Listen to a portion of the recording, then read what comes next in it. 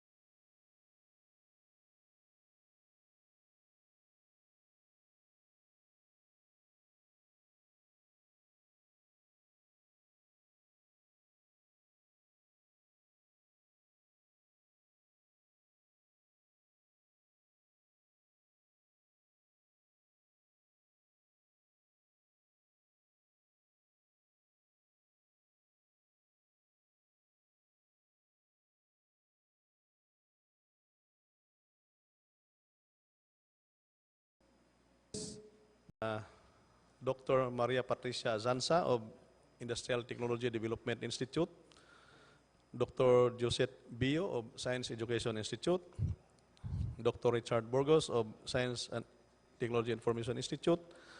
We have also with us our very own Administrator, Dr. Vicente Malano.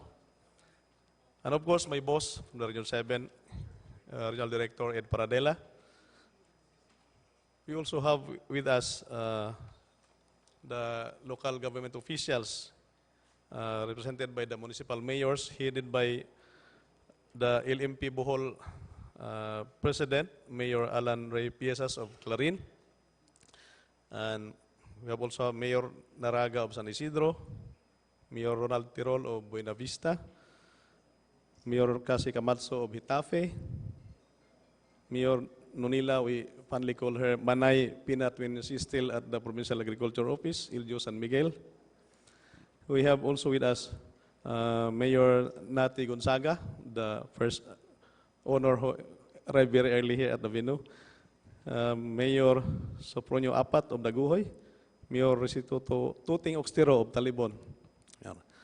We have also representatives from academe, from the private sector, and of course our friends from media. Good afternoon to all of us.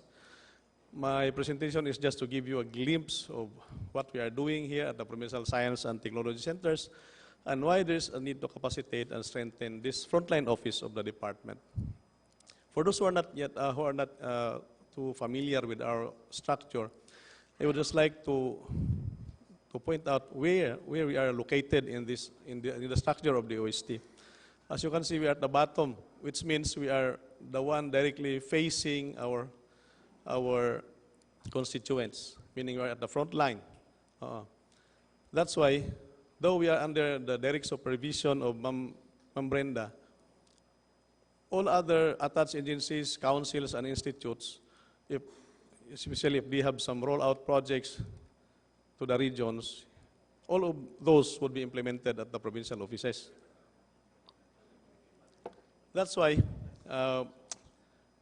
we are like as my previous boss before, he said, you are also the secretary of the OST in your province, because all the programs in the national level will be implemented at the province.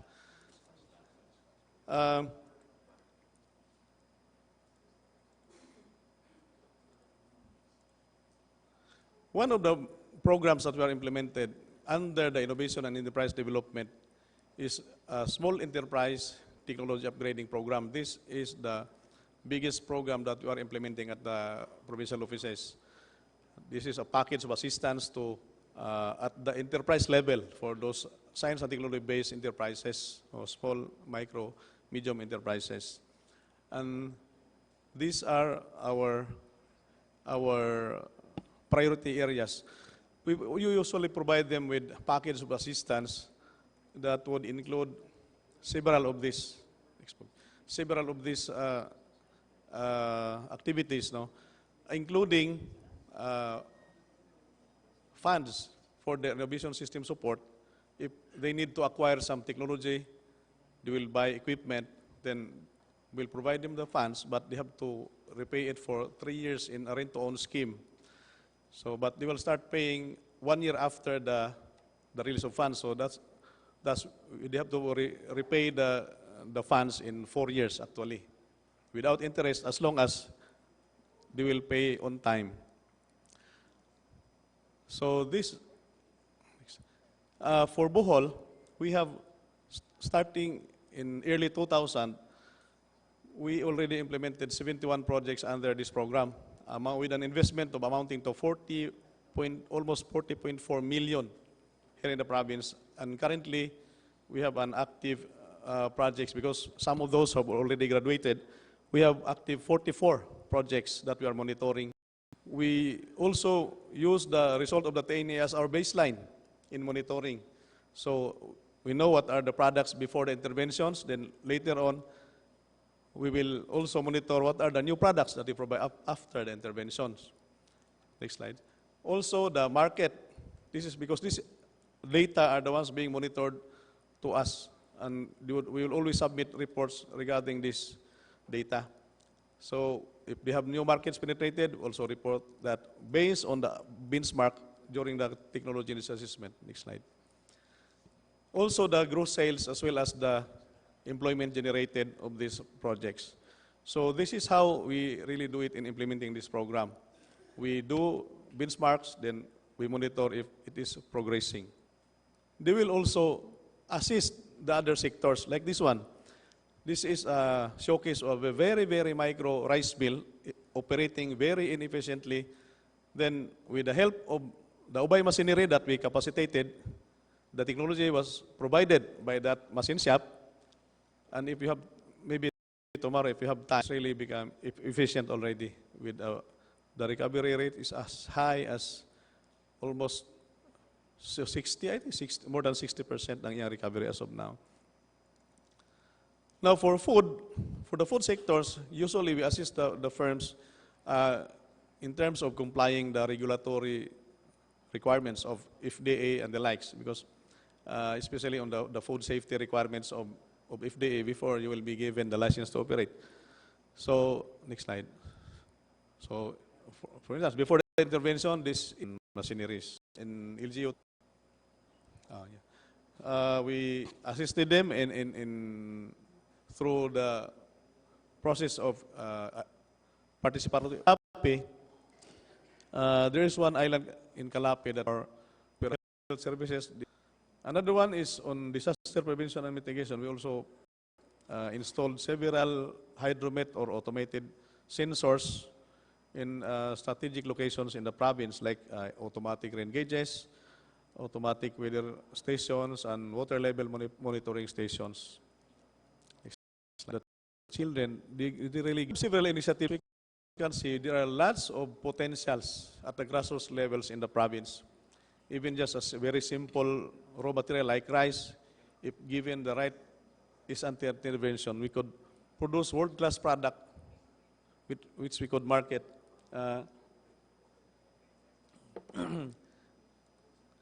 But give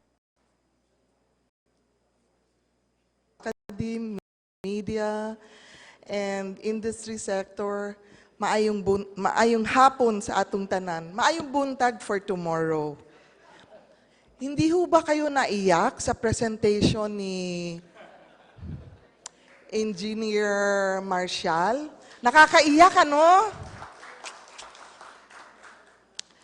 Hindi nabanggit ba Makin and at this center in the province. Mentioned earlier, we have a facility that helps the small and medium, micro, small, and medium enterprises.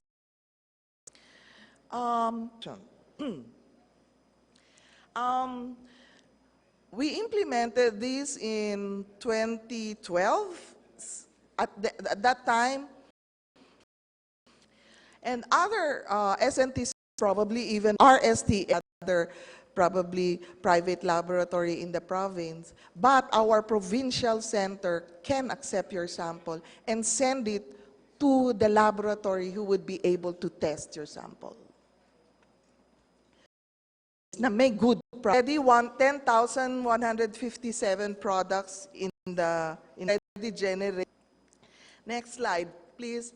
It's also a very interesting project, which is the Food Innovation Centers. While at the moment, it is just at the regional level. The idea is to have one FIC per region, but who knows, it may go down to the provincial level. Let me just highlight yung specific functions. Yan muna.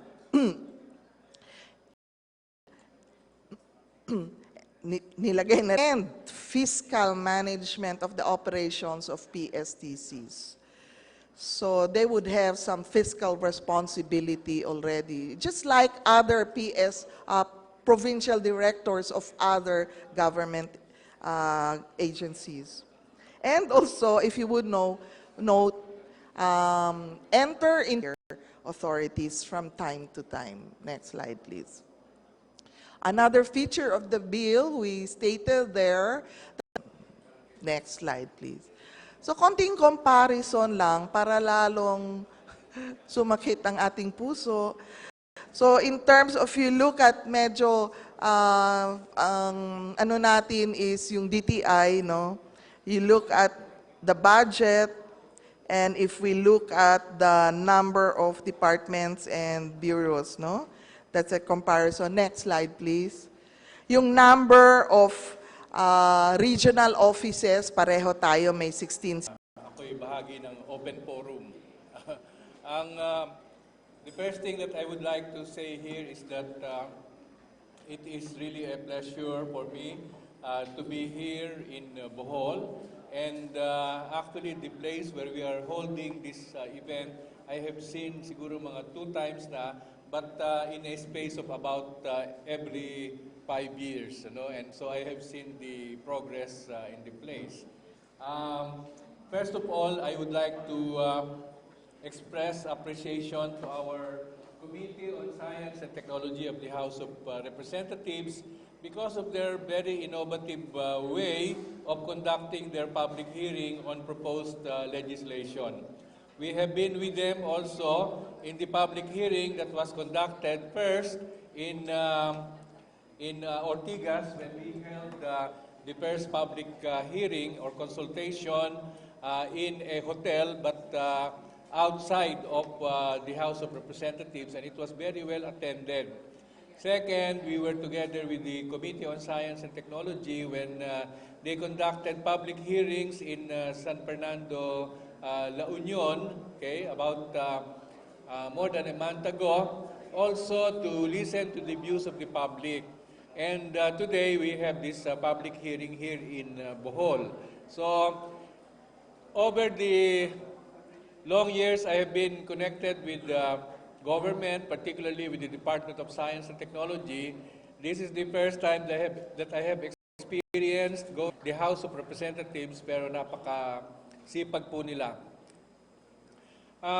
Secondly, I would like to just convey, of course, the endorsement and the appeal that I would like to make to the Science and Technology Committee to support this particular bill on strengthening the provincial science and technology centers and provincial S&T centers. As already explained, in terms of numbers, our provincial offices are really very undermanned. At the number that we have, 3 per province. If we compare it to, let us say, the size of the complement in TESDA, around 10 per province, and in DTI, around 30 per province. And DOST actually has expanded its programs. Actually, the numbers that we have were still the numbers when we opened our operations in the regions way back in the early 80s. And we have not been successful in getting additional plantilla items. Recently, when the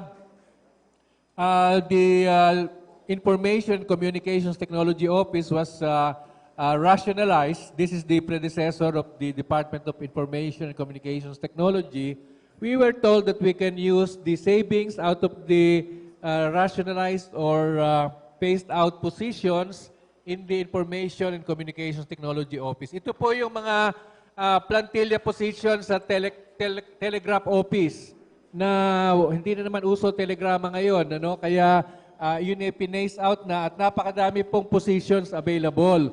Binigyan po kami ng enough amount that would probably translate into more than 300 items. But when the Department of Information and Communications Technology was created, we were told that by DBM that the positions that they were allocating to us out of the savings will now go to the Department of Information and Communications Technology. So napurnada na naman po yung additional positions. So we thought that probably the best way is to propose a legislation that will strengthen the provincial science and technology centers. Kung naiyak po kayo sa presentation ni Marshall Kangina, mas maiiyak kayo pag kinuwento ko pa yung isang istorya recently po ay namatay yung aming provincial S&T center head sa Baler, si Marcial, ano apelyido ni Marcial? Ha? Marcial din. Marcial Pasis. Okay? He is 50 years old. He is a graduate of Philippine Science High School and has worked as the head of the Provincial S&T Center of Baler for the last 25 years. Nung nag-attend po ako ng memorial services sa kanya, nilapitan ako ng kapatid. Sabi niya, Secretary, nung pong burol sa Baler ng kapatid ko, nag-uusap-usap yung mga provincial S&T directors. Sabi po nila, katulad ni Marcial, yung nasirang Marcial, hindi yung si Marcial dito. For 25 years po, ang tao lang ni Marcial dalawa. At ang kanya pong posisyon salary grade 19 mula nung siya nagsimula 25 years ago hanggang sa siya ay namatay. So, doon ko na-realize na talagang siguro kailangan na ng pagbabago doon sa ating provincial science and technology offices. Hindi ko na po papakahabaan, basta't nagtitiwala ako sa ating Committee on Science and Technology. But bago po ako magtapos, ako'y na-impress kanina dahil pagpasok ko dito, ako'y pinasalubungan agad ng mga sample ng produktong gawa sa Bohol. Pasensya na ho kayo kung hindi kayo bibigyan. Ako lang kasi sekretary eh. Ito po ay local products. Hill Colate. The Chocolate Hill Shape Premium Chocolate. Napakasarap po. Ito po yung isa pang Choco Piñato. Dark Chocolate Peanut clusters. No? Parang kung titingnan mo, parang imported na siya. At saka itong mango polvoron na gawa dito sa Tagbilaran. Ito po ay ebidensya na nakakatulong ang science and technology sa ating mga entrepreneurs. Kaya maraming salamat Chairman Aumentado, Congressman Francis Abaya, Congressman Alan Mangawang at Congressman Mark Sambar sa inyo pong suporta. Thank you very much.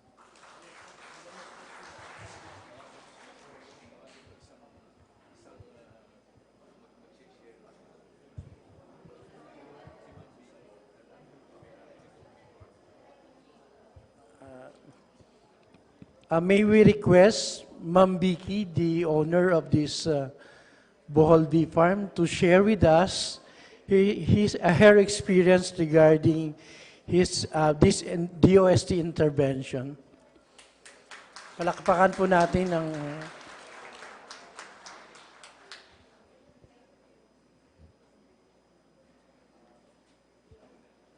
Hello, good afternoon, mayong hapon, and welcome to Bohol Beefarm. Thank you, Secretary. And our very own Aris Aumentado, Congressman, thank you, and the rest, welcome. Yeah, I would like to share to you our partnership, our journey as we started our business. That was 15 years ago. 15 years ago. We started with just 4 workers. I'm a nurse by profession. I came back because I still believe that in our own country, we can still do something. We have to start believing this is the way to go. I work as a nurse in the States for 2.5 years. You can make money there, but it is not living. It's not my life. So I made my choice. I told my mother and father, now I want to go home. She thought I was taking a vacation. I said, no, for good. And my kids, Melanie was 12 years old, my eldest, and my son was 10. See, why are you dragging your kids back to the Philippines? Even my own parents did not believe in our own country. But I changed that. I said, I will just try. And that's how it started. It starts with a dream. It starts with imagination. When you imagine, it's unlimited. And that belief, that small belief, as long as you believe, it can grow. With just 4 workers, now we have over 400 people working. And what you see here, it's, when I think about it, this is my dream when I was small. When my teacher asked me to draw something, you draw in a house in a farm, a small nipa house in a farm, with a river, with a tree. And my God, 15 years later, I would say 40 years later, God gave you more than what you expected. And I couldn't have done this alone. I have my people and just an agency that really believed in me. I always remember the time their office, DOST, was still in the office near barracks, and people complained because I was making products. I had spreads, but they complained, oh, ing buto. You know, the thing is, who should I call? The product is okay, but to have the shelf life was a problem. Yeah, so that's when Ma'am Vina, Sir Marshall, and Sir Bert Lianto, we missed him. These are the people that handhold us as we are here now. It's because they believe in us. They come here, even if I don't ask or request them to come, they just want to make sure that I'm doing the right thing, especially with the GMP, Ma'am Vina. It's just not, Bohol Beefarm is such a diverse, I would say, diverse business. I'm very, very conscious that every new ideas in business that the local, the resources involved, we can just get it around us. So like, for example, the ice cream. The ice cream we started 7 years ago, that is just doing the manual. They call that dirty ice cream. 3 years ago, 4 years ago, this guy from, Italian guy, Taste of Italy from Manila, he offered me a used machine, and he told me 650,000. I said, my God, I don't know if I can, that's really expensive. But I went to DOST and they said, you have to try it, my friend. You have to try it. So we got the machine. And 2 years, 3 years later, they help us with the next machine, which is the setup, which is the program of DOST. Thank you, Ma'am Vina. Yeah. And now we have a setup, and we have new machine, the ice cream machine, and we make like 250 to 300 gallons a day. Isn't that amazing? We went to Laguna. Ma'am Vina showed me, they're the one that refers me to Laguna to get because our ice cream is made of, our milk is coconut milk, so we need, what you call that, a squeezer. And before we just use a juicer I accepted it that every month we just need to have 3 juicer that it would just, just broken. So when I went to Laguna, I realized that they are also assisted by DOST. And when I went there, it's just amazing how many machines that I did not know that existed. So now we can produce, before we can only produce probably, the most is about 30, 40 gallons. That is 14 hours, 2 shifts. 40 gallons a day with just the juicer. Now we can produce 200, 250 gallons a day. And it's just unbelievable. And we have 7 branches. Yeah. I think it's very, very important, not just being an entrepreneur just to make money, that you are also conscious. It's about service. Service. After 3, 4 years of the business, all you think is how much you make, how you can balance the business. But after that, what else you have to prove? You already made money. So you realize that you are not here for yourself. You are here to serve. When we talk about success, we are taught success in a money form. We are taught success of what you have, what car you have, and the way you look.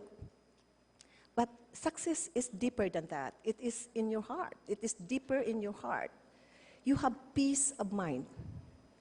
You really have peace of mind. I wanna instill this to some business, to the entrepreneur, that it's not about us anymore.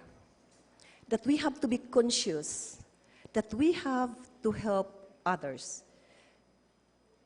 And with this, as you notice, that as much as possible, I use locally resourced products. Like this is our meeting area, but I use raffia. As much as possible, I think it is very important that as Filipino, we have to start appreciating our own product. This is the way to go. And now, if you go, I think hopefully that some of you can go around the farm, how much, especially our production area, that how much we have there is coming, assisted by DOST. Thank you. And you can see the difference, even if we have machines there, but I make sure that also employ people. Because that's how life should be, that it's not just about machineries, but also balance that we have people working. And with that 423 something, 65% women, nothing personal, boys, but that's how it is here. Yeah, and it is working.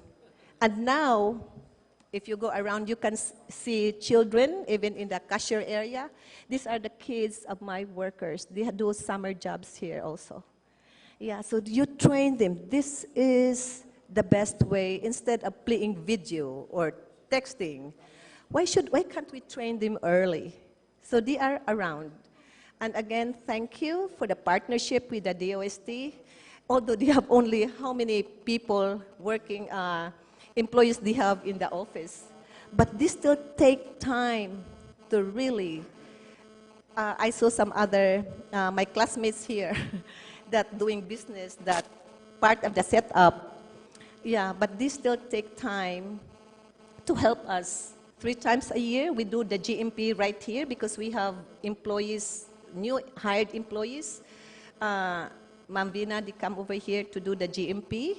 And last week, because I have partnership with Livelihood in Calapi with the cassava, so we go there also, instead of them coming here, teaching them, even if it's home-based livelihood, DOST, they are willing to go to your place and teach and do the GMP.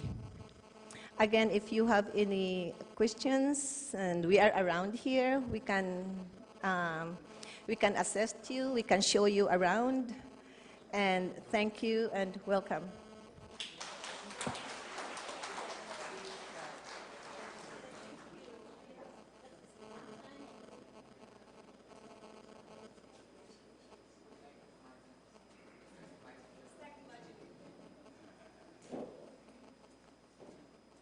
Thank you so much, ma'am. You inspired us.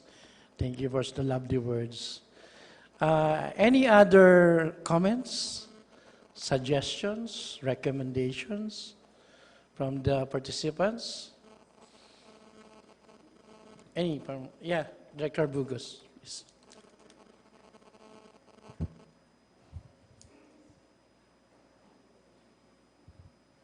Good afternoon. My name is Richard Burgos. I am the Director of the Science and Technology Information Institute. This is the institute that takes care of collecting science and technology materials.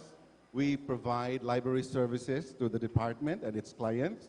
We also act as the communications arm of the department, and sometimes we also act as the events manager of the department.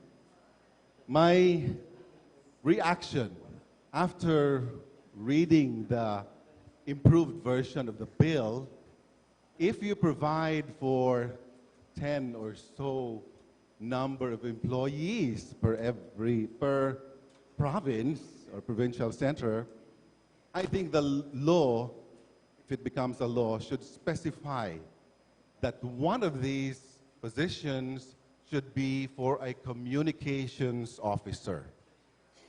the communications officer in the province will provide the last mile connectivity between DOST and its audiences. No? So I think it's essential to put it there. Okay? We have all the technical people, right? Rightly, DOST should be represented by technically qualified people, but at least one should be qualified, should be learned, should be instructed, should be experienced in communicating with our audiences, especially now that the landscape for communication has changed. Wala na po tayong telegram ngayon. Wala na tayong telegraph, di ba? Ano nang ginagamit ng mga tao ngayon? Gumagamit sila ng... Alright. Alright. And that's why we have proposed a strategic communications plan that will enable us to communicate in the changed communication landscape and think about what the marketers use. SOLO-MO. Okay? SOLO-MO refers to social, local, and mobile. That's how people communicate today. If our provincial centers are not equipped to communicate using SOLO-MO, magso-solo lang sila dyan, wala silang impact. Right? Today's speech by Ma'am Vicky, I think was a great speech. Di ba? Palakpakan natin si Ma'am Vicky. I understand she does not normally attend or accept awards for her business success and all of that. Neither does she accept to be interviewed. But today, she's volunteered to speak. And, without makeup, with her clothes on, work clothes on, she has shared with us her heart, all right? So, that is the kind of story that we should be communicating to our audiences, right? So, Ma'am Vicky, pwede ka ba naming imbitahan sa DOST-TV to be interviewed one day? You will really be a very inspiring speaker for DOST. So, thank you very much.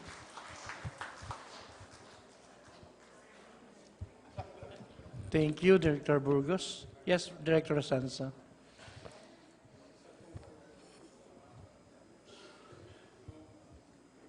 I am from ITDI.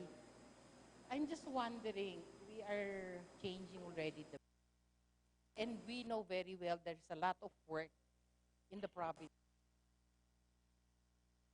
from the 10 because eventually there will be more activities down the line and we would have difficulty again adding to this.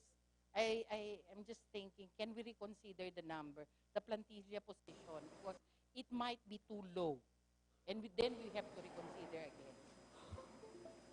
Thank you.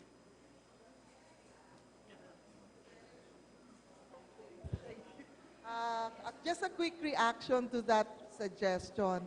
Actually, the ideal way to do it is we look at the entire regional office organization and do a right-size organization.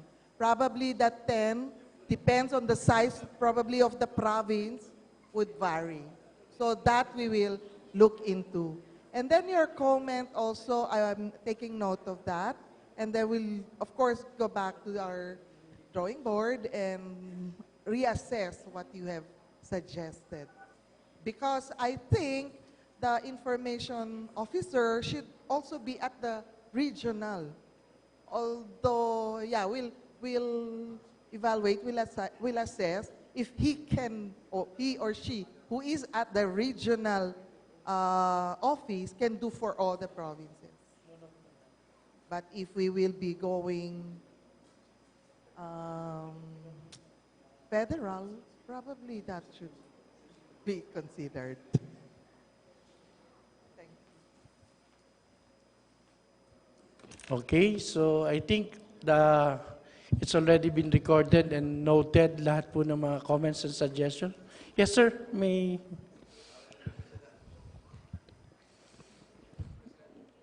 Hello. Okay. Yes, bro.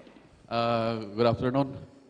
We're doing consultation with the mayors, and we really sympathize with the current setup of the DOST, no? And we're very impressed by the sharer ganina, si Ma'am Vicky, no? How DOST are helping them. Although we are only few mayors here attended, but as LMP President, you can assure our endorsement from the LMP, no, as to the proposed bill. Because in Bohol, we have a lot of potentials, no?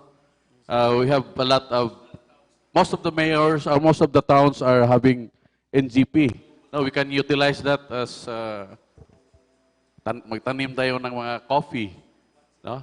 They still can assess with the product, like for example sa packaging, sa quality, product quality, and even in the marketing. And we also have a lot of coconut product. Then all of the parts of the coconut can be processed through the help of the OST. So, to our secretary, sir, you can assure with the support of the League of Municipalities of the Philippines Bohol chapter.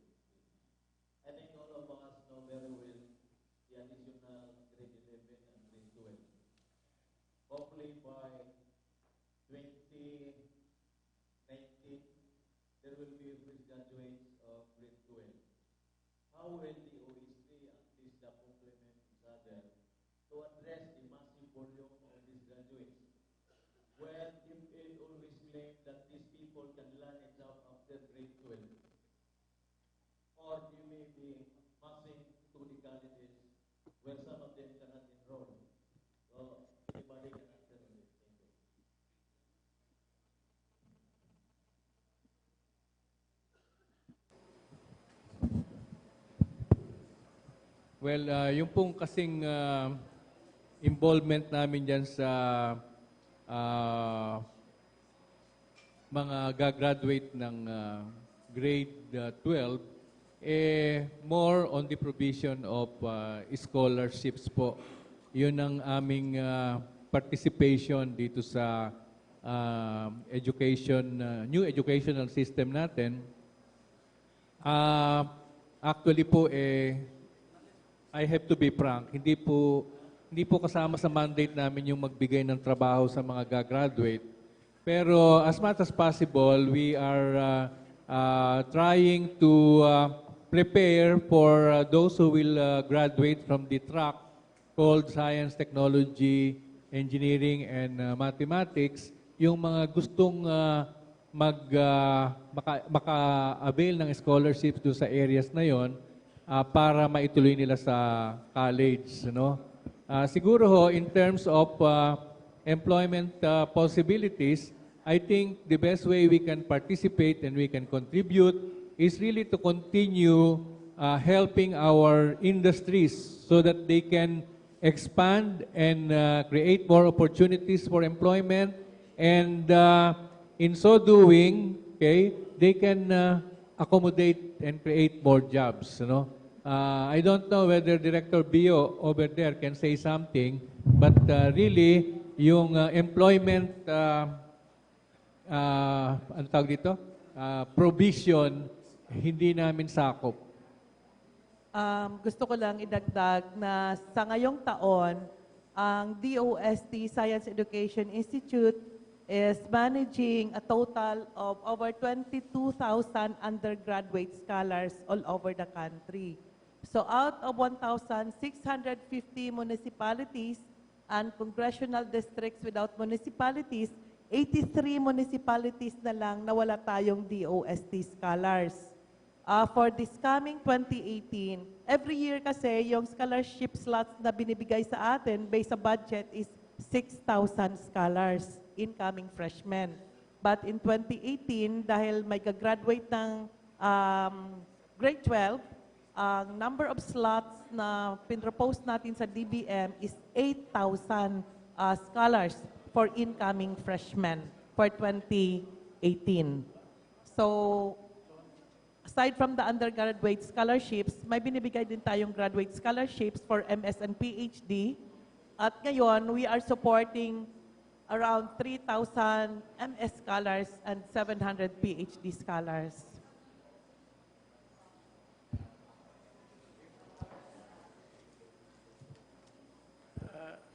Yes, Sir Boy Pernia.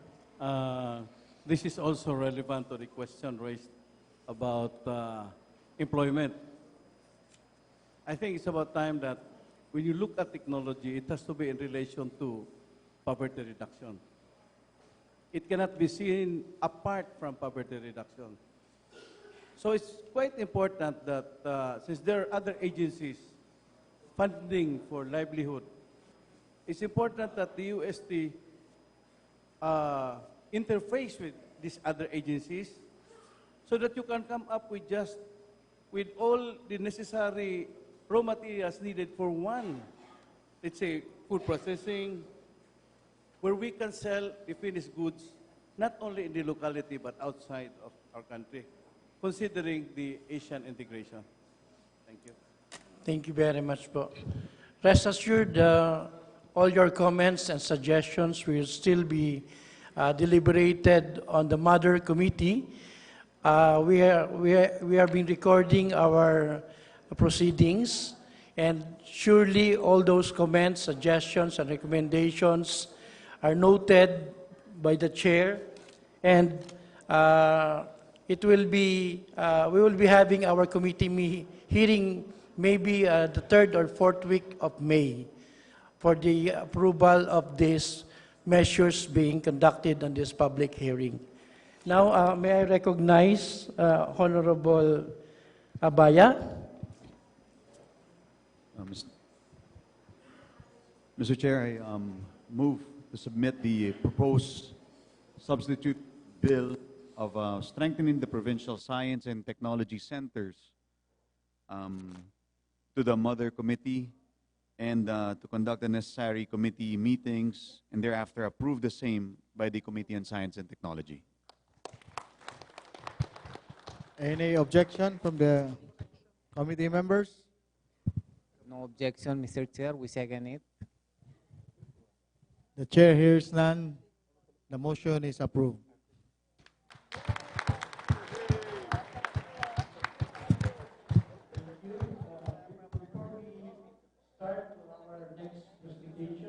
May I first recognize Honorable Vice Mayor Rodrigo M. Humamoy, the Vice Mayor of Inabanga. Excuse me. Mr. Chair, I would just like to manifest that all members of Congress who are present today would be listed as co-authors of this bill, Mr. Chair.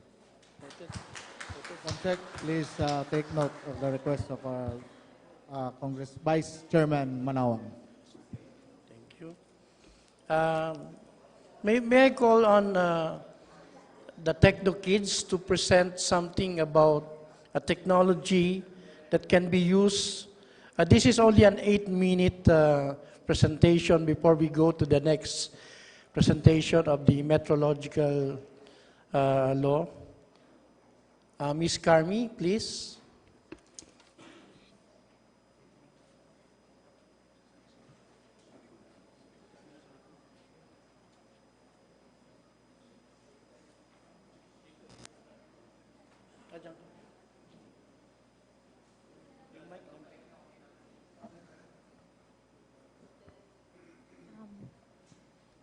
Hello. Hello, good afternoon, everybody. My name is Carmi Jones. I am a marketing officer in Techno-Kids Philippines. Before I start, I would like to pay respect and good afternoon to our distinguished honored representatives from Congress and also honorable mayors and other distinguished guests from DOST and Secretary of DOST. Okay. I'll make this really, really fast. Okay. So I would just like to show something. This is from YouTube. I'll just play 1 minute of the first clip and then 1 minute for the last part. This is about Kelvin Doe, also known as DJ Focus. My name is Kelvin Doe, and I am an inventor. I'm from Sierra Leone. I live in the city called Freetown. When I was 11, I started picking up scrap electronic items from trash areas. I realized with scrap, I could still make things work, like my battery, an FM radio station.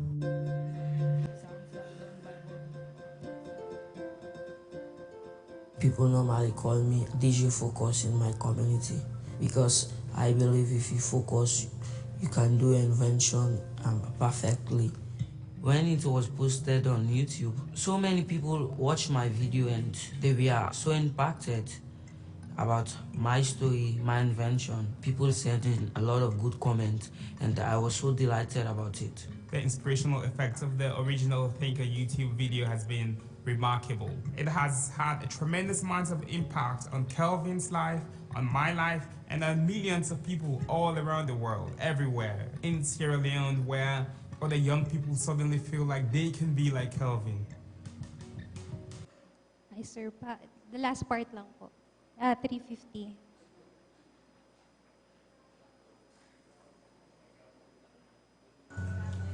Our next speaker, Kelvin Doe, is also someone who refused to see limitations and who took what he could find and reimagined something that probably did indeed seem impossible.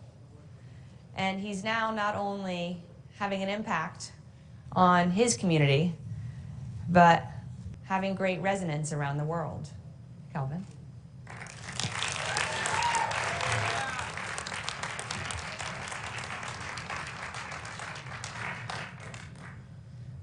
Good morning, ladies and gentlemen. My name is Kelvin Doe, aka DJ Focus. I was born on the 26th October, 1996. I am a proud Sierra Leonean. I live in a small community town in Freetown called Beefarm. I am the youngest in a family of 5 children. I was raised up single-handedly by my mother. Her resilience and self-belief made it possible for me to be alive today. My creative instincts were always present, even as a little kid. At the age of 11, I started picking up scrap electronic items from trash areas on my way home because I was too poor to afford new parts. And once I got the part that I want, I would go to bed at around 7 p.m. and I would wake up after midnight when everybody was asleep. My mother would wake up most nights to see our living room transform into a small electronic scrapyard. And she would insist that I go back to bed. I ended up building a 3-channel mixer, a sound amplifier, and a microphone receiver. Putting all of this together, I discovered I had built a music set. I soon became a DJ, and I took the name DJ Focus. DJ Focus.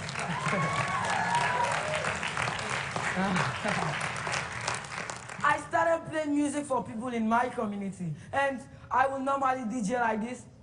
Stando, the great philosopher in the building, baby. It's the biggest, the hottest, the famous DJ in the whole municipality. Kicking yard and banging. This is the biggest heavyweight group. It's still in the making, baby. It's the nation pride. Beyond your imagination, it's the most wanted DJ. I DJ Man Focus.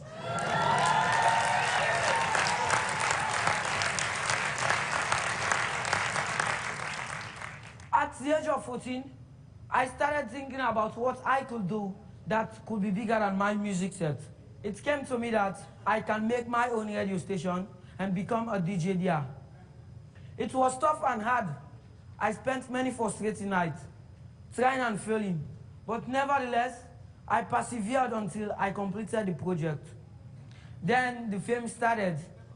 the national television station in Sierra Leone soon heard about what I had done and put me on here for a live demonstration.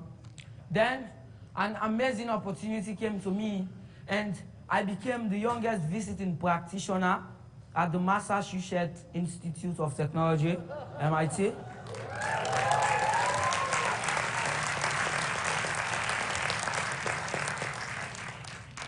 David Sanger, the founder of Global Minimum and Innovate Salon, got Tinker to do a video of my story, which was later posted on YouTube.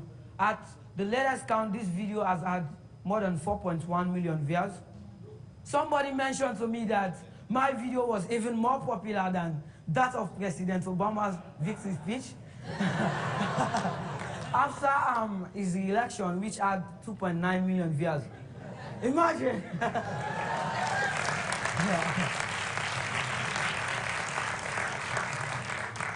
Since then, my story has been carried on news channels around the world, and I am greatly humbled and delighted by this. And if I'm asked to summarize the lessons of my life so far, there is one thing that I will say. Creativity is universal and can be found in places where one does not expect to find it. And perseverance and passion are essential to nurturing that creative ability.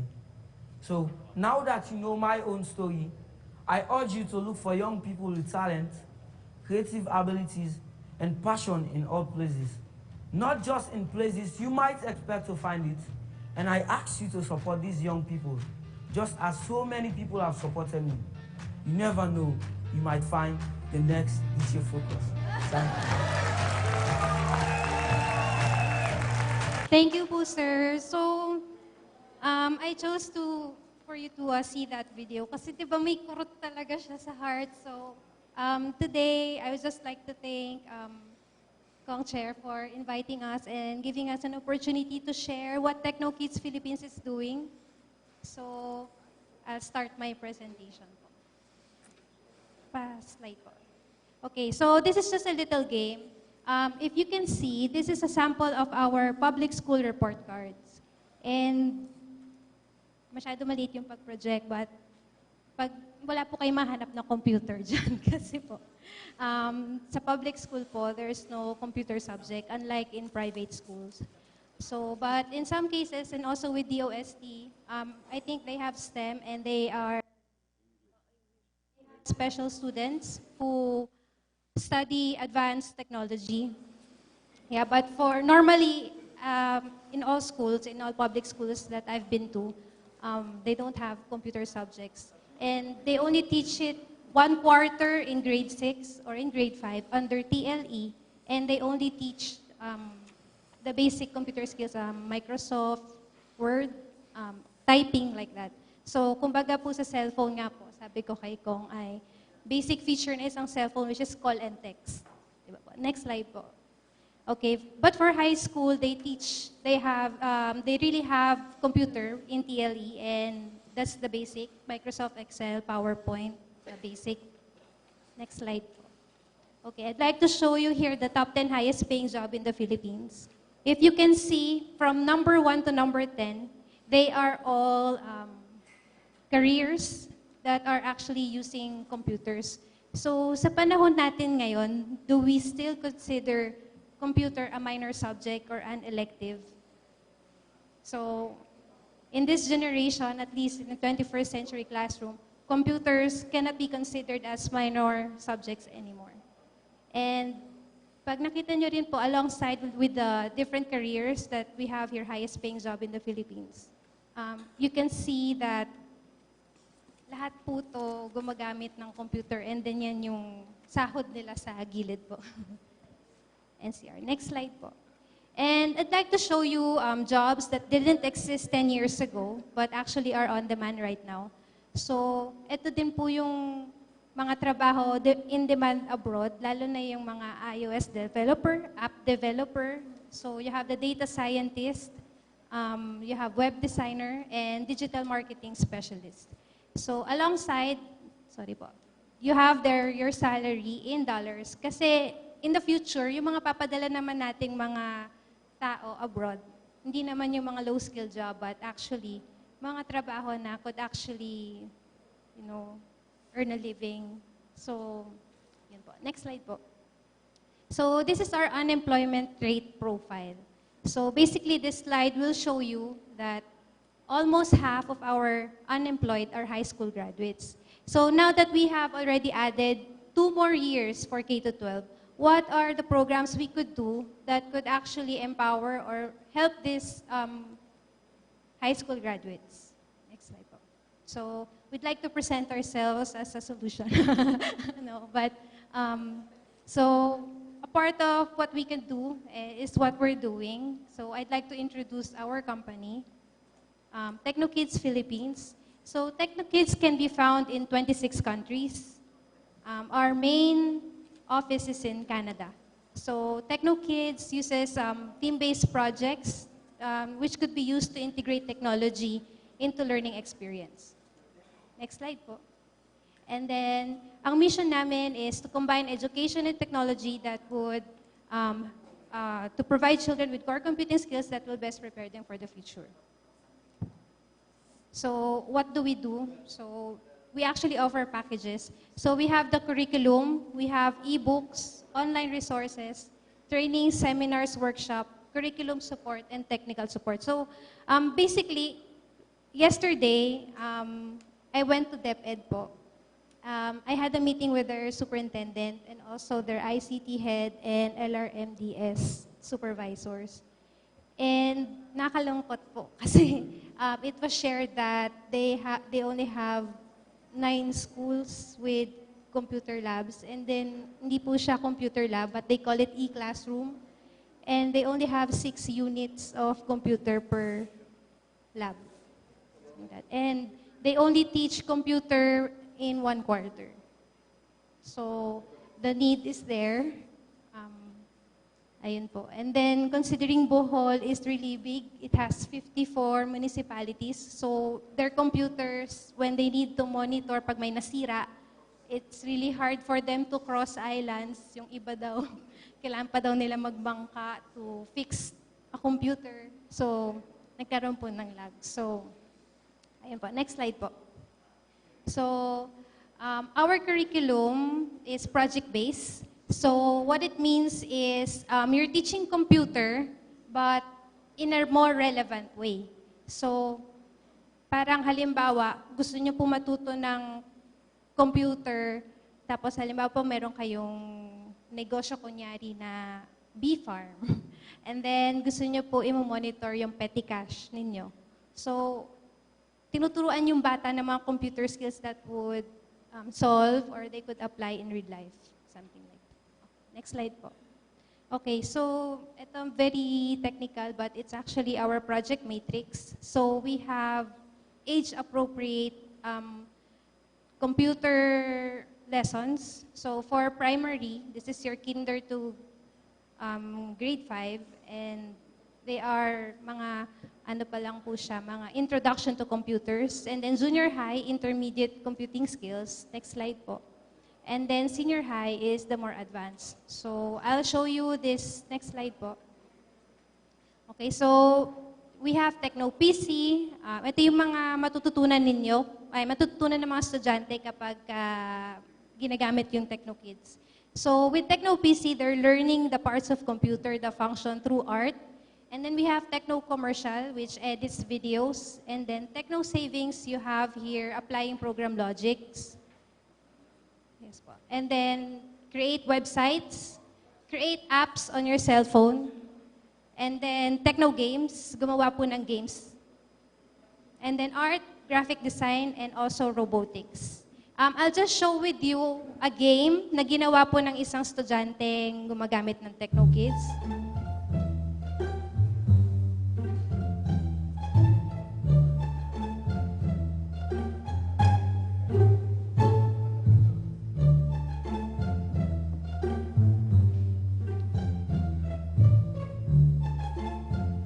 Kaya po, kuya.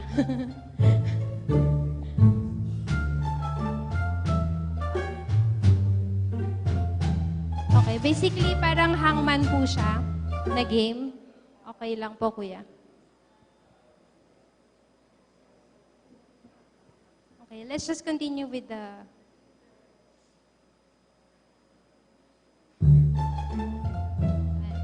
Okay. Ayun po, maglaro po tayo. Ito po ay isang game na ginawa ng isang grade 6 student. Sino pong gusto magbigay ng letter? H. Ayan. So pagka yung letter wala doon, nag-fly away yung balloon. Pwede po pa-hit ng letter M. Kaya nyo po hulaan, may prize po. Sino? Summer, ang daming may prize. So, summer po yung word. Ito po. Mga outputs po ng mga bata. Ang dami po palang may games. Ay, may prize. Okay. So,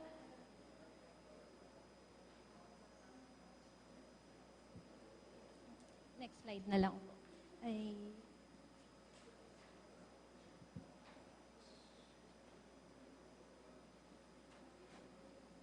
Okay, so here's a side-by-side DepEd ICT curriculum versus our curriculum. So makikita nyo po, basically, sa DepEd... Okay. Sige, next pa po.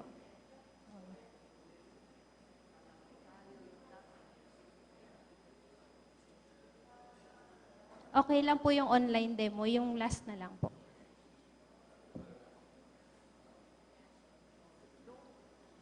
Yung last slide. Okay, so, sir, okay na po. Okay, just to give you a very brief closing po. So, I would just like to thank everybody po for listening. So, I'm hoping that with Techno Kids, if ever in the future, kasi we started with one in Luzon, so we have Parañaque and Davao, and we're hoping that sana we could start here as the first Visayan public school with ICT integration. So thank you po and God bless po.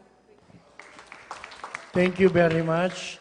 If you have some questions regarding Techno Kids, just approach Carmi.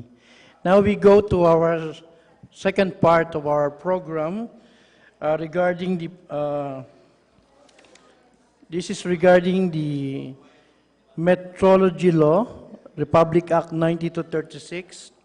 It's supposed to be presided by our technical working group, the Honorable Chairperson, Divina Grace Yu, but she was not able to come around. But the Honorable Chairman, Honorable Erico Aristotle Amentado, will still be presiding for this technical working group.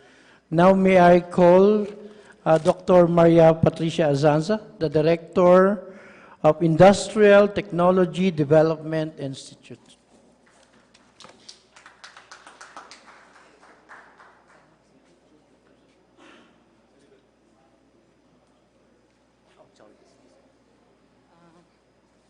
Magandang hapon uli sa ating lahat. I will forgo with the recognition of the dignitaries. So I would like to thank everyone for the support for the modernization of the national measurement system. I am turning over the discussion because the topic is a little bit technical, and I would like the metrologists to do the presentation themselves.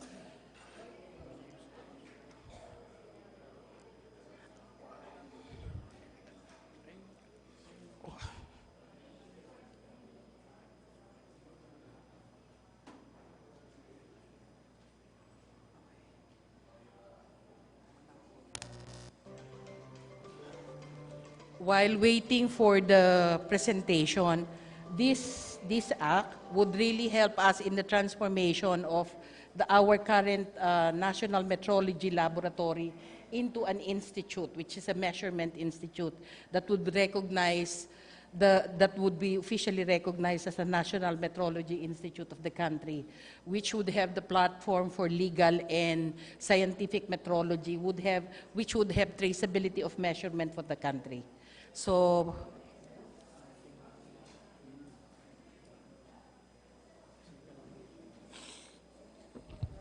good afternoon, everyone. Good afternoon po, sirs. First, we will be presenting a short video on metrology to give you a brief background kung ano po yung metrology kasi karamihan po sinasabi ang metrology daw po ay tungkol sa panahon. So, can you please play the video?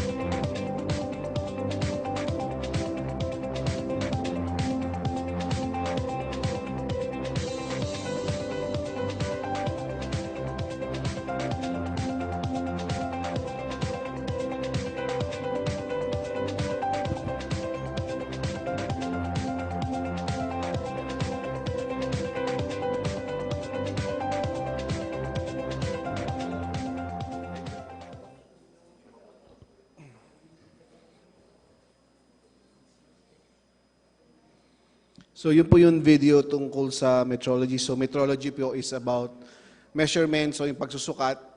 Hindi po siya usually tungkol sa, hindi po siya tungkol sa panahon. Kasi nung bago po ako nagtrabaho sa metrology, nilalapit na po ako ng mga kapitbahay ko. Tinatanong po ako kung ano pong panahon bukas. Kaya sana po makita po natin yung distinction. Anyway po, hayaan niyo po ako mag-Tagalog para medyo mas ma-express ko po yung sarili ko.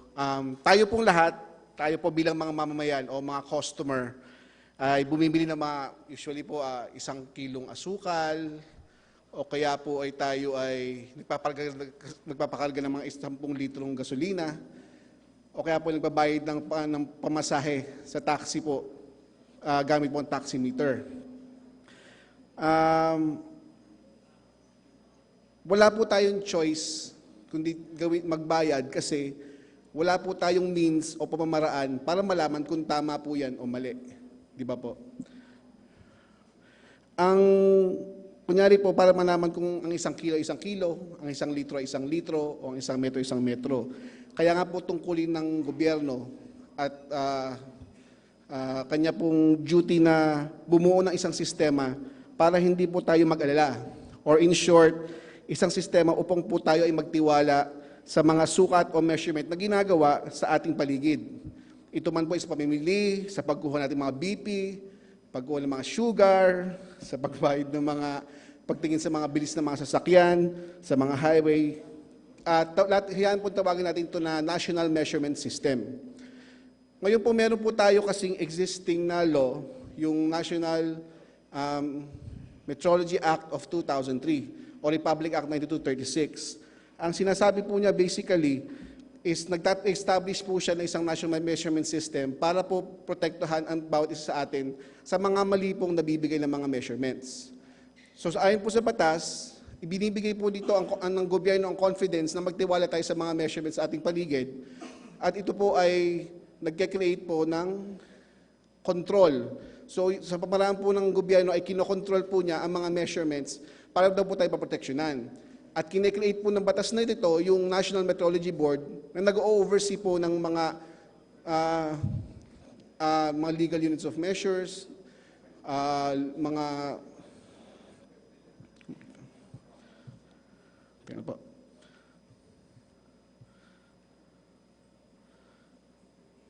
malayo po pala yung legal units of measurement, national measurement standards, traceability of measurements,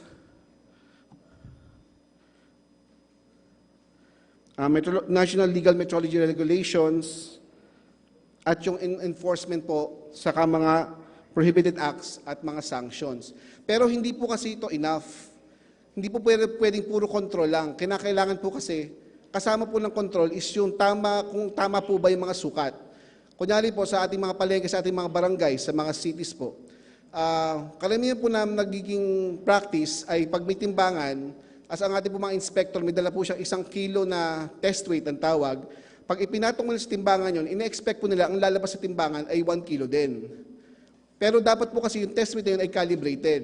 At pag pinakalibrate nyo po yun, malalaman nyo po yung totoong timbang niya. Paano po ang timbang niya ay 1.2 kilograms. Tapos po ang lumabas sa timbangan ay 1 kilogram. Ibig sabihin may mali po siya na 200 grams.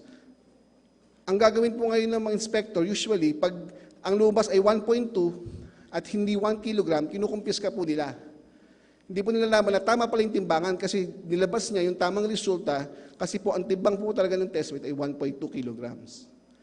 Kaya po kinakailangan malaman natin yung tamang sukat o yung correctness of measurement.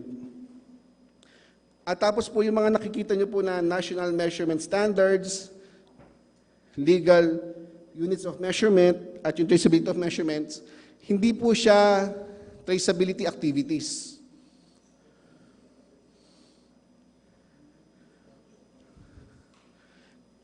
Hindi po siya activities na regulatory. Siya po ay scientific na activities.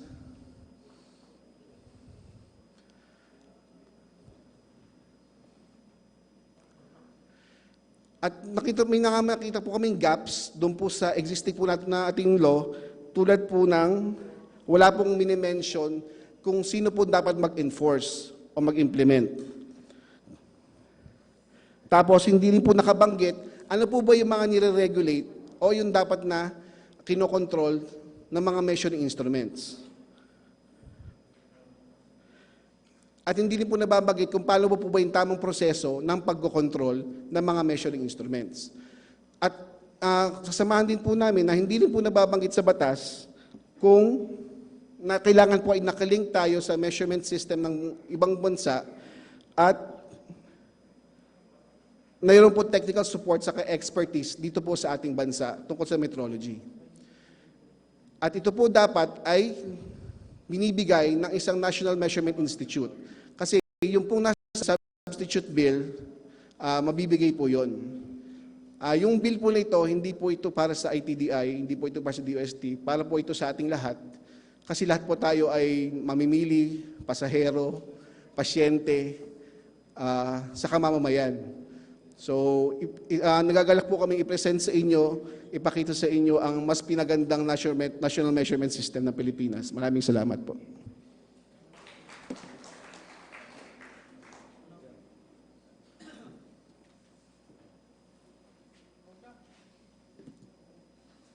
Okay, may we now request the second presenter, the Chief of National Metrology Laboratory of the Philippines, Ma'am Aurora M. Kimura, to present the salient features of the substitute bill.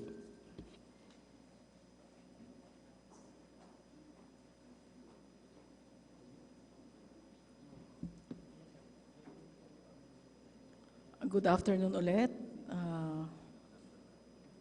Last presenter na to, so medyo standby. Sandali na lang. So I will be presenting categories ng measuring instruments na dapat i-control dito sa substitute bill. This gives us an idea, alin yung mga regulated measuring instruments.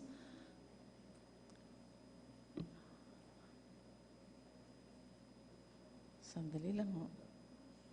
Okay. So one of the salient points, as Michael mentioned, is yung categories of measuring instruments na regulated has not been mentioned in the existing law.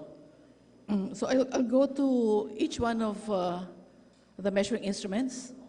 Medyo maliit pala, no? So what needs to be regulated are, hindi naman lahat ng weighing instruments, ano? Those used in the market, sa mga palengke. Price computing weighing instruments in supermarkets. So this is by weight, you pay for what you buy, depende do sa quantity. There are also weighing instruments in pawn shops and also in mga timbangan sa courier. So LBC, FedEx, UPS. So ang bayad mo depende dun sa quantity ng minimail mo. Okay. So we have, for the next one is again a weighing instrument, but this is used for confiscated dangerous drugs. Because under the current Dangerous Drugs Act, yung sentensya ay depende sa dami ng drugs na nahuling hawak mo. So this is done by PIDEA, NBI, and PNP. Another weighing instrument is the one used in airport. We move on to the axle weighers. So this needs to be regulated as well. Fuel dispensers, very familiar tayong lahat dyan. When you fill up your cars with gasoline, you expect to pay for what has been delivered. So if you pay for 10 liters, you should get 10 liters. So kailangan tama yung volume nung gasolina na dispense nung machine.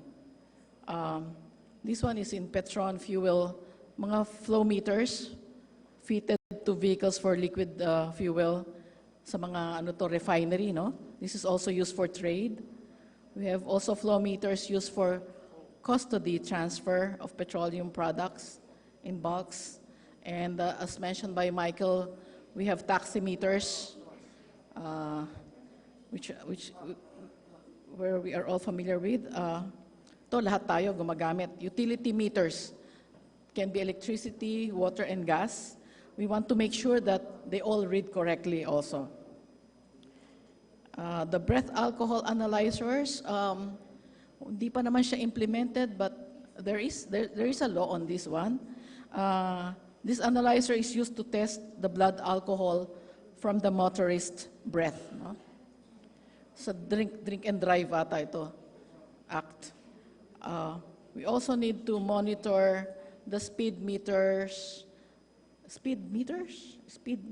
or speed guns sa overspeeding of vehicles. May mga naka-install na sa mga skyway nito. That's for law enforcement and safety also of the people. We have clinical thermometers and blood pressure gauges. Lahat tayo, we expect na tama yung mga readings ng temperature, body temperature and blood pressure, or else baka mabigyan ka ng gamot when hindi mo naman pala kailangan. Pressure gauges, these are used they are installed in gas tanks when we buy them, like a nitrogen gas or compressed air. Ayan na yung road tankers. Saan na yung road tankers? Okay, road tankers used in petroleum products. Sa trading kasi ito eh. So, there has to be fair trade. So, tama lang yung binibili.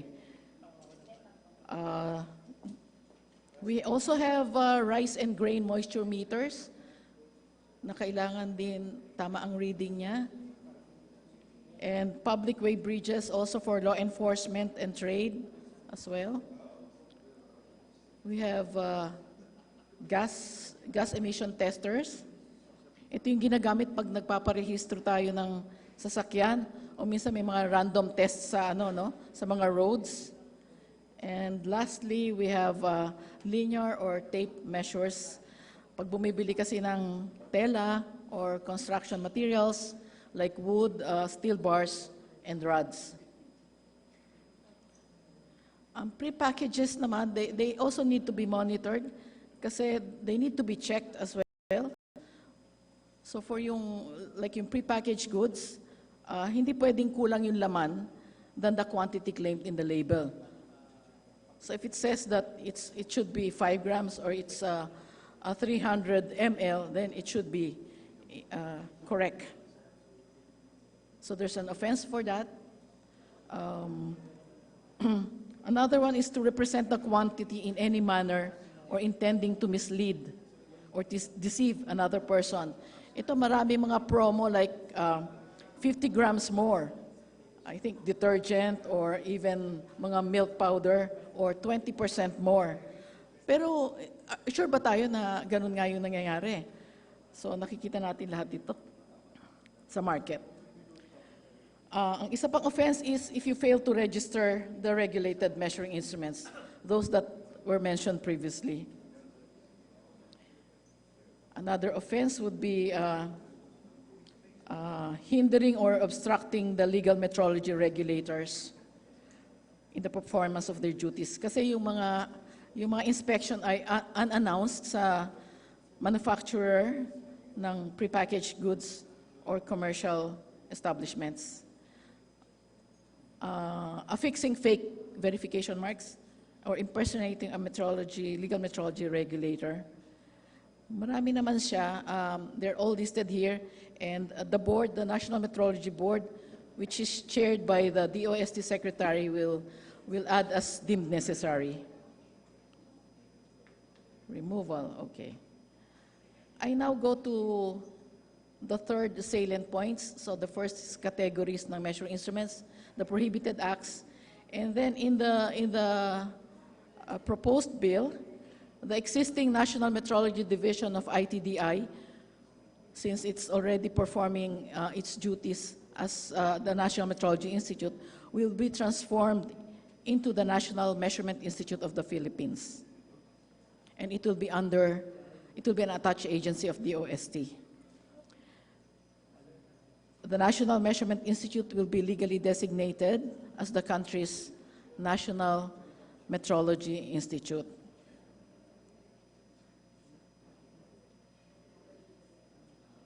Okay. The National Measurement Institute will become an attached agency of the DOST, and it will be headed by a Director General, and at least one Deputy Director General to assist the Director General. Another salient point is for the sustainability of the Philippine memberships in regional and international metrology organizations. They are explicitly stated in the bill. There's also an elaboration of the national task of the National Measurement Institute as well. And this time, the Modernized National Measurement System Act also supports reliable and provides confidence in measurements in the non-regulated areas or sectors, which is the manufacturing, for the competitiveness of Philippine products and services.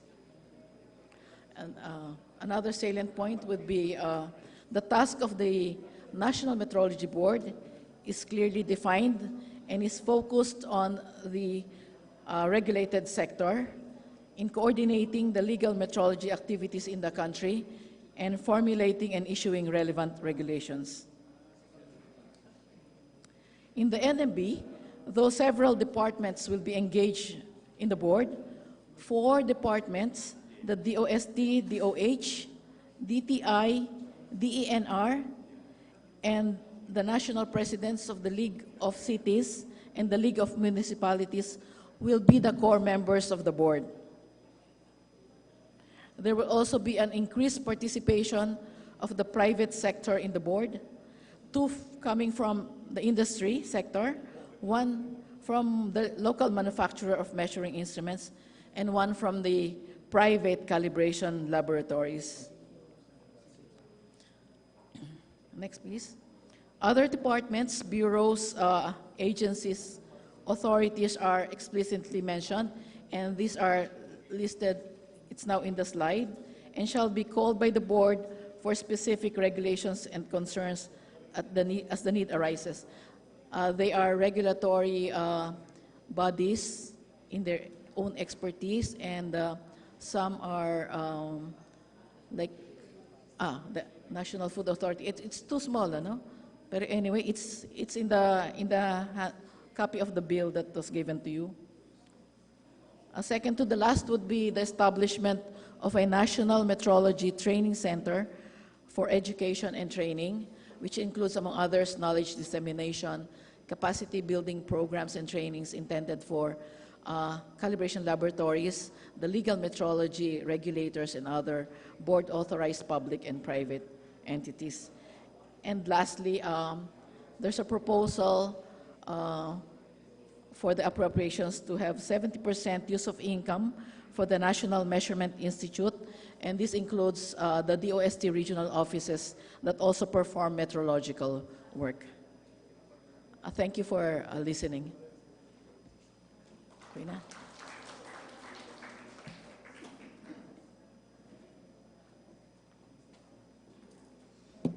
Thank you. May I request our Honorable Secretary Fortunato de la Peña, to have a reaction of our guest resource person.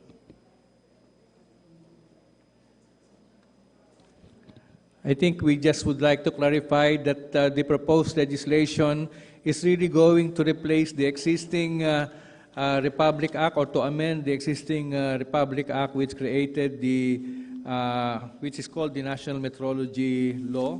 It was Republic Act 9236, which established a national measurement infrastructure for standards and measurements. Just to highlight what is the importance of having this amended piece of legislation, or the modernization of the national measurement system, it is basically to provide metrological traceability to the international system of units. From 2003 to the present, I think we all realize that there is so much globalization and internationalization of trade and commerce, and therefore our traceability to the international system of units for measurements is very important. It is also important that we are able to facilitate international harmonization and comparability of measurements, and also to strengthen our collaboration with calibration service laboratories and metrology regulators. We also need to have competent laboratories outside of the government as designated institutes for specific measurement fields of national interest not covered by the National Metrology Institute. Not necessarily at DOST, I mean.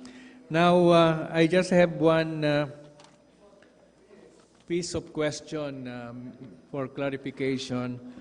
Why does it have to be headed by a Director General?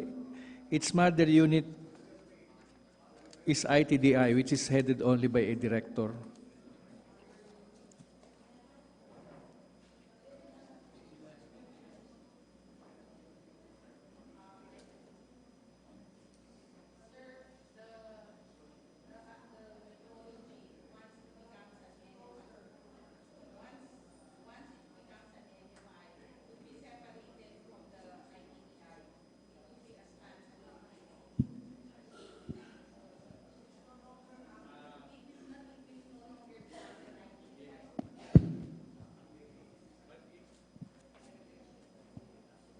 But it will have a head higher than the Director of ITDI. I think this has been discussed in one of the meetings with COMSEC and with the advice of Lita Suerte, because that level of that rank, sir, magiging USEC rank ang head niya. Oo nga, bakit? Sir, may I add to the confusion? Ganito po kasi, sir, when we were benchmarking with the ASEAN, the level was actually a DG. And the DG, pare-pareho sila, sir, parang deputy minister ang rank, more or less. Sa other countries. Sa other countries. Plus the fact that the involved agencies are actually DTI, DNR, DOH. Sir, itong mga to, pag bureau level ka lang, sir, wala kang masyadong flexibility. You cannot call them to a meeting. Okay. That's the reason that is this actually what we are trying to cure in the old law. So ang coverage niya actually magiging interagency. Yes, sir. Okay. Multi-agency kasi siya, sir. Okay. Pero So- of course, DBM pa rin ang Ang mag-recommend. Yes, sir. So, with that clarification, Honorable Thank you, sir. Chair, I would like to endorse this for approval by the House Committee on Science and Technology.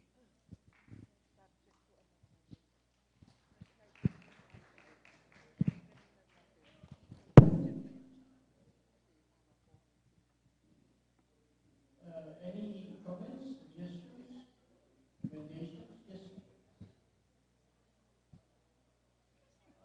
Sir, since this is a national metrology system, are we including the system measurement that we are going to use? Like, we are now into, are we using English on a meter system? I think it should be part, because right now, it's not part of the bill. Right now, confusing when the measurement that we are using. Like, if you ask me my height, I will answer you in feet. But if you ask me how far is Tagbilaran to Ubay, I will answer you in kilometers. Miss Vicky said they can produce 250 gallons of ice cream. But if we buy petrol, we buy it in liters. So do we have a common measurement system, no? So even in the clothes we buy, they're still using yards. So it's very confusing right now. So I think siguro part of that is, are we going to use English or metric system?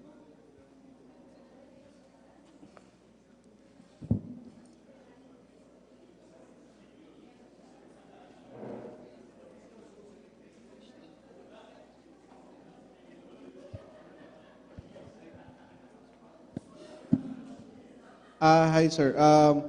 The use of the legal units of measurement or the SI units, sir, is now mentioned in the bill and it's already mandatory. If actually, it was already mentioned in the previous bill, hindi lang pagkaayos mo yung pagkaka-state, but we properly stated it in the legal units of measurement, section 15 of the new bill. Opo, nakasanayan na lang po kasi. Kumbaga, allow lang pong gamitin yon if kunyari magle-lecture ka lang just to show yung difference ng ibang units. I think since one of the objectives here is to get international recognition under the provisions of the Meter Convention, then necessarily we'll have to adopt metric. Yung kasing pagtawag sa galon ng ice cream, nakaugalian na natin yun, isang galon na ice cream. Siguro kahit na dumaan pa 100 taon galon pa rin ang tawag natin doon sa ice cream. In addition po dun, sir, kung mapapansin niyo po yung mga ice cream ngayon, naka 1.8 liters na po ang nakalagay. Kahit po yung mga soft drinks, hindi na po ounces, but also in milliliters na po. So, unti-unti talagang nag-a-adjust tayo para makapag-comply tayo sa international requirements.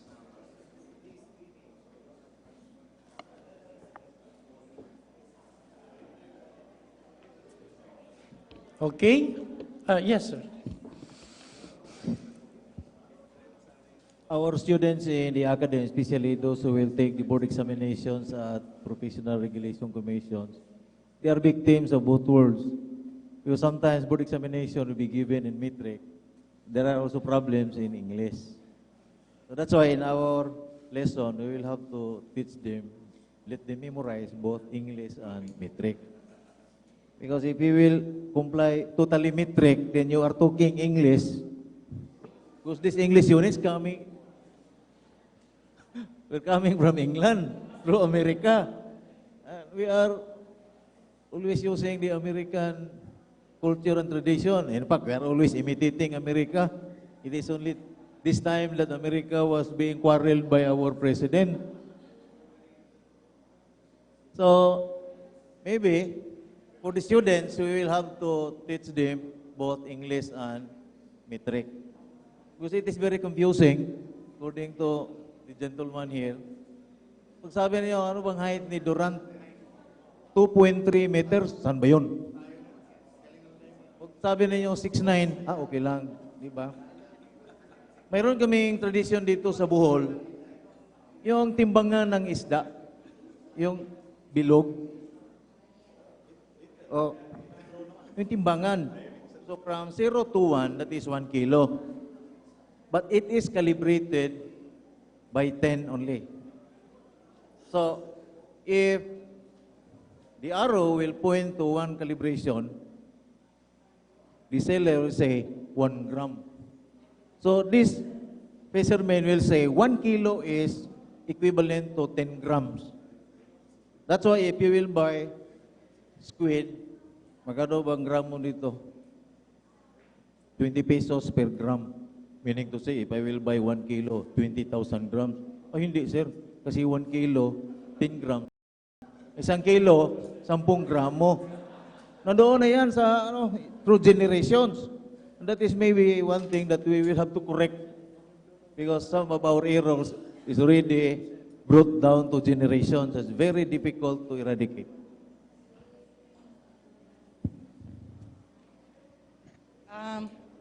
After the implementation of the act, we would try very hard to include in the books the systems to better educate our public related to our measurements, because this confusion is also triggering.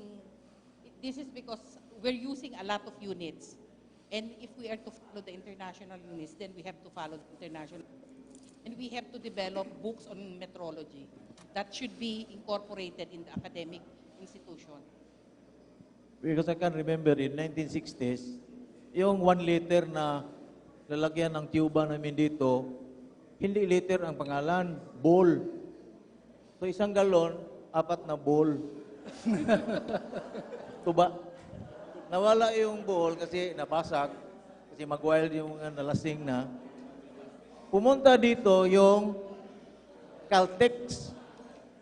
Yung Caltex oil, that is 1 liter. Oo, nawala ang Caltex, pinalitan ng Shell.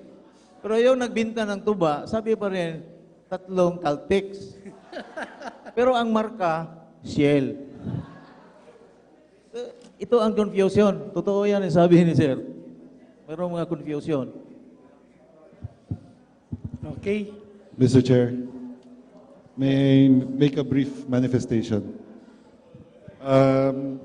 First and foremost, let me thank our resource persons and our guests this afternoon for attending this public hearing for the Committee on Science and Technology. It's very, very educational, and we learned a lot from the presentations made today. Mr. Chair, I just wanted to make a manifestation regarding this bill. I see the foreseeable approval of this bill, and I fully support it. I just want to get the assurance from the Secretary of DOST that, you know, with the passage of this bill, we are going to standardize our how we measure things in the Philippines. So that is a big plus for all of us. It gives a very clear standard for every single industry here in the Philippines. I just hope that the DOST will also become stricter with not just itself, but all the other agencies. So what does that mean? Like the DOTR. You know, alam natin, part of DOTR's mandate is to make sure that the vehicles on the road are safe. Pero wala naman silang equipment para para i-measure yung roadworthiness ng mga sasakyan. So, DOST has to point that out to the public as well and say, bakit walang equipment ang DOTR? At the same time, yung DOE, ang complaint palagi is maraming nagsasmuggle ng mga petroleum products. Tapos sasabihin ng DOE, wala rin kaming equipment para i-test yung mga nagbebenta sa mga gasoline station eh. That should be, DOST should be the spearhead for that. Diba? That they should make sure that the agency, the whole government knows na bakit kulang ang materials nyo to test or to measure all of these things that should be measured properly. And it's in the interest of the government and the public. Diba? Because if we can measure all of these properly, number one, it's better for speedy passage of this bill that the DOST Secretary will also... I think my comment is related to the comment of Congressman Tambar. But I'm not sure whether this is... We will still discuss this matter. Kung issue na pwedeng i-raise, pag sinong magpupulis kung halimbawa may standard ka na set for grade ng gasolina at may nahuli kang hindi tumupad dun sa standard, halimbawa premium or anong klaseng gasolina ang gamit mo, sino magpupulis? Along with the Bureau of Customs, police that eh. Pero ang problema is, sabi ng ibang mga departments, wala silang capability, wala silang equipment, wala silang tao na nag-check. That's something that DOST can take the cudgels, diba? That they can cooperate with the other departments to do that. Because if the DOST has the technical expertise to do that, then sana the DOST will be the lead agency that will spearhead that. They just have to have a memorandum of agreement or understanding with the different departments so that alam nila kung hanggang saan lang ang DOST at alam ng DOE na or anong department kung hanggang saan rin sila. Because, like I said, the police powers, it's already part of their mandate. It's already, batas na nila yun eh. To police themselves and to police whatever's under them eh. But they need your expertise kasi hindi nila alam minsan ang ginagawa nila eh. That's the problem. Especially if now, we're talking about a standard for the whole Philippines. Kagaya ng sinasabi ni Secretary. Pati t-shirt ka natin, hindi natin alam kasi may pumapasok dito, Japan size L. Pag yung US size L, doble ng Japan size L. Paano naman magsa-standardize yan? Diba? Wala rin naman tayong Philippine standard na large. So talagang nagkakagulo tayo lahat.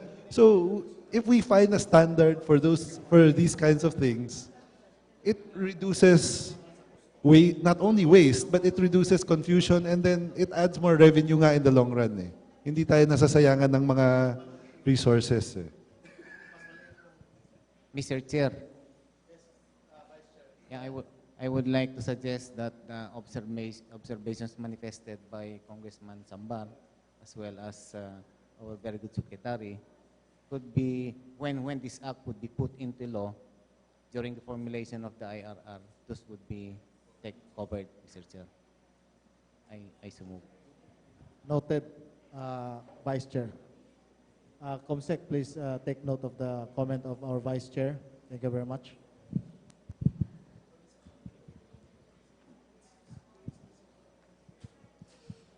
Any more suggestions?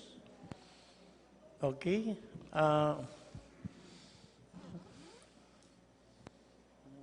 Mr. Chair, Go ahead, Congressman Abaya. since this is only a technical working group and we will still have a chance to discuss it in Congress, in the Mother Committee, I move that we approve House Bill number 4059 as a substitute bill. Any objection? The chairman hears none. The motion is approved.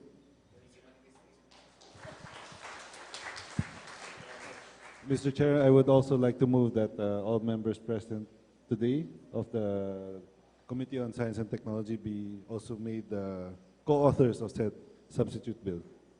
Well noted, Congressman Sambar. Please, Comsec, please take note of the manifestation of our Congressman Sambar. Thank you very much. Okay.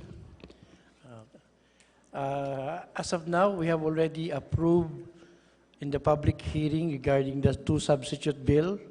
One for to be calendared as a legislative agenda in the Mothercom, and one is the approved technical working group.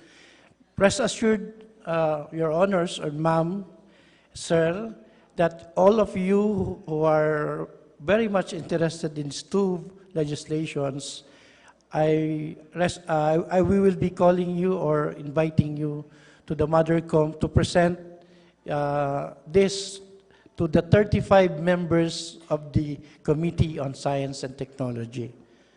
Okay, so sana po you will be able to submit the different position papers, especially the different provisions na meron po kayong comments or suggestions.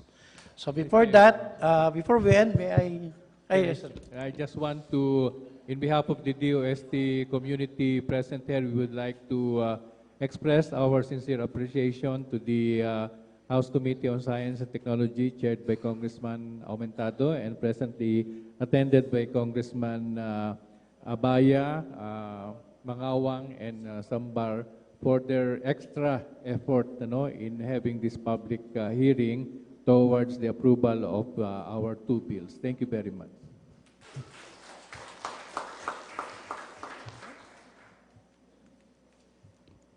Good afternoon, everyone. In a while after this activity, we will have our project visit here at the Beefarm in their processing area. And announcement for tomorrow's activity for all the venue from Hinan, Beefarm, Regent, and Metro Center Hotel, our departure time will be 7 a.m. tomorrow. And all the vehicles will be katong van nga vehicle, and wala na yung sakay sa coaster. Wala nang sasakay doon sa coaster pa. For DOST personnel. Okay? Okay na, ma'am. Okay.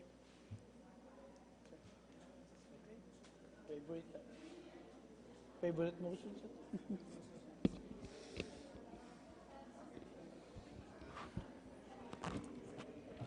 Okay. Favorite motion muna. Favorite motion. Mr. Chair, since there are no other topics to be discussed, I move for adjournment. Is there any objection? Since there's none, we're all adjourned. Off the record lang, nagbulong yung mga congressman ko dito, secretary. Nag-request sila ng tour. Mag-tour daw sila outside of the Philippines. Joke. Okay, thank you very much for coming. I'm so happy that our public hearing is so well attended by the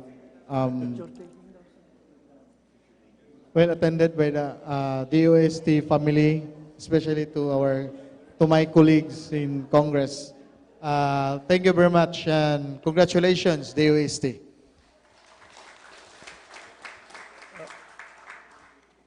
Sa lahat po ng gusto magpa-photo op sa ating members of committee as well as the DOST, please photo ops po. All better.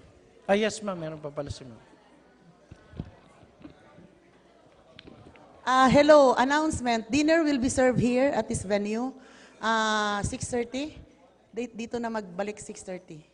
Okay?